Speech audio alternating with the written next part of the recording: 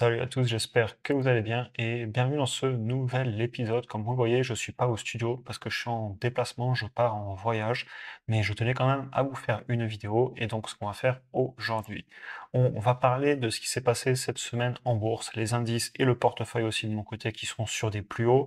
On a eu les élections, la Banque centrale américaine qui vient de baisser les taux, la fin d'année arrive, donc je vais vous parler un petit peu de stratégie. On va faire un point sur la bourse en ce moment. Donc, tout d'abord, au niveau du portefeuille et des indices, ça va très bien. En un an, là, sur le S&P 500, on est à plus 36%. Sur le portefeuille, je suis sur un plus historique à plus 60% sur un an.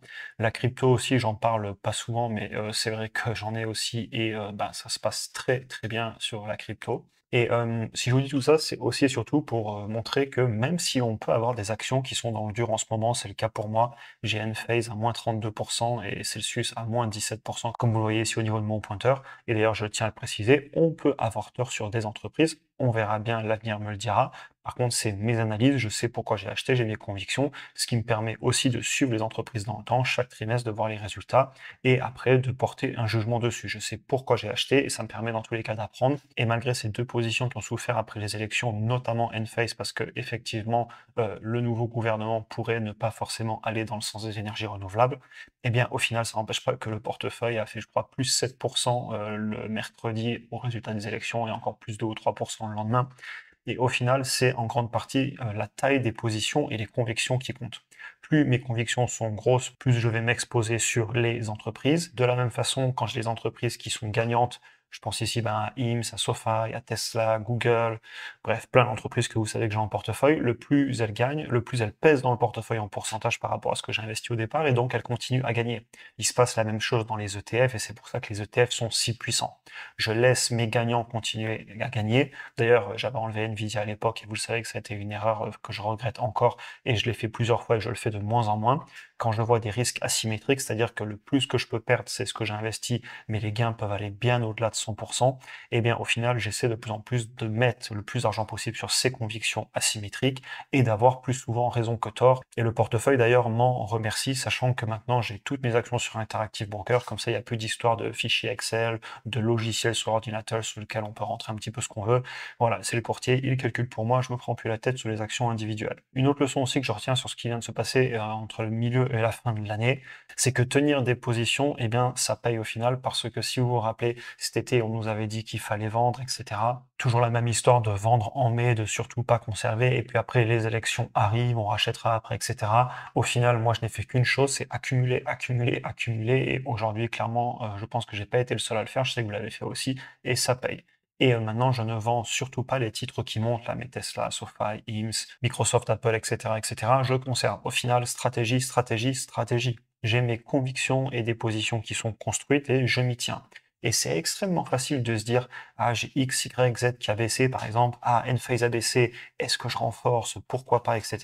Non, non, non, non, on va devenir émotionnel si on fait ça. Moi, ce que je fais, c'est que je sais combien je veux payer les entreprises, je connais les tailles maximum que je veux par position, et une fois que c'est acheté, après, je vais pas commencer à me dire, ça y est, ça baisse, faut que je rachète, ou alors à l'inverse, me dire, ça fait que monter, donc je vais acheter encore plus parce que c'est sûr, c'est la meilleure action. Non, j'ai plein d'actions aujourd'hui qui sont à des prix bien au-delà de ce que je serais prêt à payer, et donc j'achète plus, c'est pas grave, je suis patient. Par contre, du coup, je fais beaucoup d'analyses en ce moment, et j'essaie de trouver les bonnes affaires de 2024. Comme en 2023, on avait acheté toutes ces entreprises qui aujourd'hui se comportent extrêmement bien, vous voyez les pourcentages ici à droite, et ben, je suis en train en ce moment d'essayer de trouver des nouvelles positions. Par exemple, j'ai ouvert 2 petites positions, et d'ailleurs, c'est super embêtant parce que, on en revient au problème qu'on a eu à l'époque. Et ben, par exemple, j'ai acheté du IMSS, et puis c'était au-delà du prix que je voulais payer, donc j'ai arrêté, et puis ça a rebaissé, donc j'ai pu racheter. Et là, c'est ce qui m'arrive en ce moment, j'ai les actions qui repassent sur des prix que je ne suis plus prêt à payer, et donc c'est pas grave, je patiente, ça pourra rebaisser, et si ça rebaisse pas, eh bien, tant pis.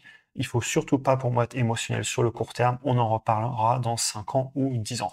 Donc voilà, je tenais à faire ces rappels et aussi à féliciter tous ceux qui ont tenu leur position, parce que certes, évidemment, être content sur le court terme que ça monte, c'est très court-termiste, mais des fois ça fait du bien au moral, parce qu'on a traversé tous ensemble 2022 et début 2023, ça a fait mal, et maintenant on récolte ce qu'on a semé.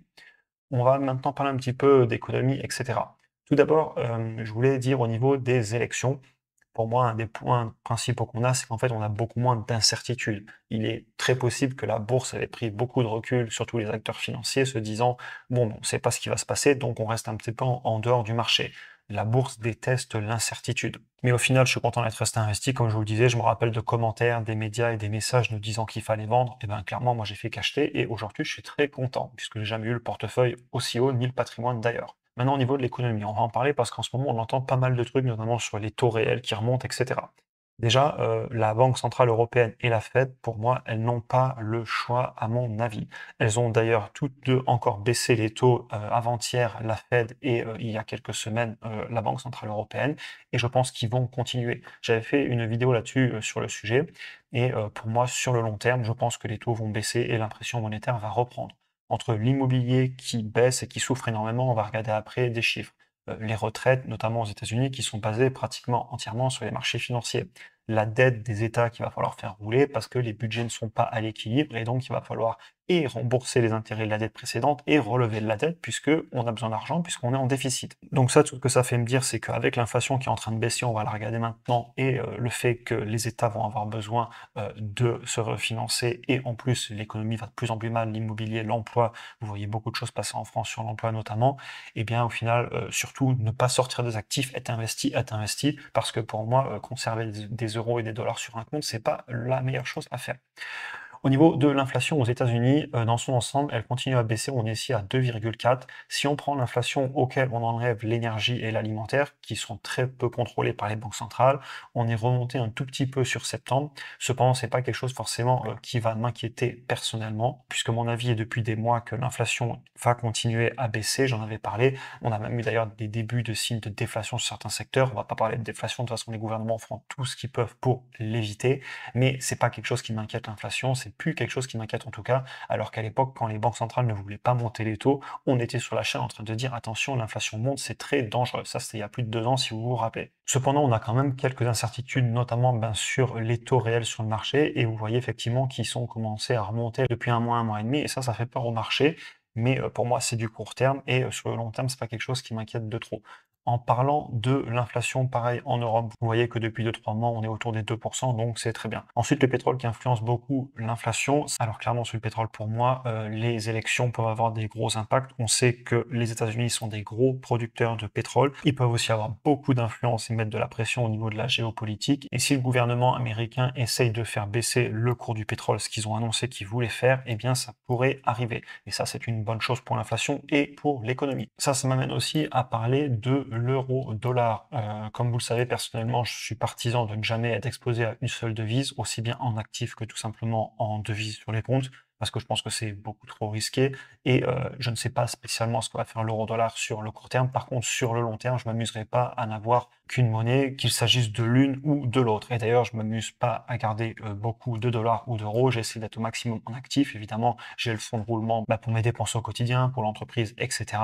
Mais évidemment que je m'expose le moins possible aux monnaies fiduciaires. Je voulais continuer sur l'inflation et les prévisions faites par le marché. On voit que, effectivement, d'après les marchés obligataires, dans 5 ans, ils voient l'inflation un petit peu plus haute qu'il y a encore quelques semaines et quelques mois. On serait là à 2,4. Et ça, c'est très lié à ce que je vous disais tout à l'heure sur le fait que les taux réels sont en train de remonter. Le marché, depuis quelques semaines, pense qu'effectivement, l'inflation ne va pas continuer à baisser, peut-être à 1,5% ou 1%, ce qui serait très dangereux parce qu'on se rapprocherait pas loin de la déflation. Non, au contraire, ils pensent qu'on va remonter un petit peu. Alors, ça peut faire peur, mais au final, pour moi, c'est pas une si mauvaise nouvelle que ça, parce que je suis persuadé que de toute façon, si on venait à avoir l'inflation qui baissait encore, les gouvernements interviendraient. Mais honnêtement, et ça c'est mon avis et c'est personnel ce que je vous partage, je pense que c'est du court terme au niveau des marchés, les taux qui remontent, et sur le long terme, quand je vois l'état de l'économie, quand je vois par exemple ici le personal saving rate aux États-Unis, donc ça c'est l'argent qui reste à investir une fois qu'on a tout dépensé pour vivre, on voit qu'on est actuellement assez bas par rapport à l'historique. Pour regarder, on a été quand même historiquement au-delà des 5%, et aujourd'hui on revient à peine aux 5% depuis quelques mois, et on est en train de repasser en dessous. Quand vous prenez l'immobilier en France comme aux États-Unis, ça va pas spécialement bien, et quand l'immobilier va mal, eh bien c'est dur de vendre ses biens. Les transactions se sont écroulées aux États-Unis et en France aussi. aussi, vous avez les chiffres des notaires là-dessus. Et donc, ça veut dire que c'est dur de vendre sa maison pour prendre un nouveau travail. Et donc, ça peut être plus difficile de faire évoluer sa carrière. De la même façon, pour tout ce qui est investissement immobilier, vu que les taux étaient remontés, eh bien, c'est plus dur d'obtenir des crédits pour les investisseurs. Les projets sont beaucoup moins rentables. Donc voilà, je peux continuer, etc. Mais pour moi, beaucoup de signes qui montrent que clairement, les taux vont continuer à baisser. En tout cas, c'est ma vision des choses et c'est aussi pour ça que vous êtes là sur la chaîne, pour que je vous la partage. Maintenant, au niveau de la fin d'année, les fins d'année, c'est souvent volatile. Vous savez qu'il y a beaucoup de personnes qui vendent des actions pour prendre des pertes, pour racheter un petit peu plus tard, ce qui permet d'optimiser fiscalement. C'est quelque chose que je pense à faire aussi chaque année. Et on peut très bien s'attendre à de la volatilité, d'ailleurs pas forcément à la baisse. On pourrait aussi très bien avoir un rallye en fin d'année, puisque les gérants de fonds pourraient peut-être vouloir afficher une bonne performance et donc on pourrait avoir beaucoup d'achats. Les deux sont possibles. Moi, généralement, ce que je fais en fin d'année, c'est que, à part un petit peu de tax loss harvest, donc un petit peu d'optimisation pour les impôts, vendre des positions par exemple à la baisse pour pouvoir prendre des gains ailleurs, à part ça, généralement, je m'excite pas trop, je fais pas trop de mouvements en bourse et c'est une période où sur laquelle j'essaie un petit peu de prendre du recul. D'ailleurs, je pars en voyage, après c'est les fêtes de fin d'année, donc voilà, je me détache un petit peu de la bourse, même si c'est dur avec YouTube parce que je continue à vous faire des vidéos. Et enfin, pour finir cette vidéo, je vous dirai encore et toujours, je sais que je me répète, mais c'est si important, stratégie, stratégie, stratégie. Je commence en ce moment des nouvelles positions, comme je vous en ai parlé, comme je vous l'ai montré en début de vidéo. Et surtout, je fais beaucoup de recherches et d'analyses, parce que là, j'ai plein de titres qui ont très bien fonctionné en bourse, mais du coup, je peux plus les acheter parce qu'on est sur des prix qui sont plus raisonnables pour moi. Et donc, je continue à chercher encore et toujours des pépites. Je fais des sessions de travail d'ailleurs dans le programme avec les membres. Je vous en partage aussi énormément sur YouTube. Je vous montre toujours les nouvelles analyses, les entreprises que j'étudie en ce moment, etc. Vous êtes aussi au courant de tout. Et je continuerai à vous montrer l'évolution du portefeuille, de la performance, etc. Je tenais aussi à vous dire du coup que je pars en voyage, donc je vais aussi faire du contenu qui sera peut-être un petit peu différent, surtout au niveau du format. Le fond va certainement rester le même, on va continuer à parler de bourse, vous inquiétez pas, même si je pourrais un petit peu parler de gestion de budget, de finances. Je pensais aussi vous refaire une vidéo sur l'immobilier, sur le dernier bien que j'ai fait. Donc voilà, pas mal d'idées qui me viennent à l'esprit, et ça va me permettre aussi un petit peu de m'éloigner des marchés, de moins stresser, et clairement, ça va faire du bien. Comme d'habitude, on peut continuer la conversation dans les commentaires, sur le Discord ou encore en DM sur Instagram. Je vous remercie encore et toujours d'être présent, de soutenir la chaîne, de faire vivre la communauté. Et évidemment, pour ceux qui souhaitent aller plus loin et qui rentrent dans le programme, un grand merci à vous aussi. Et je suis vraiment content parce que je vois que les coachings se passent très bien. On apprend beaucoup et honnêtement, ça fait plaisir d'avoir des retours positifs. Je vous souhaite une excellente journée et à très bientôt pour un prochain épisode.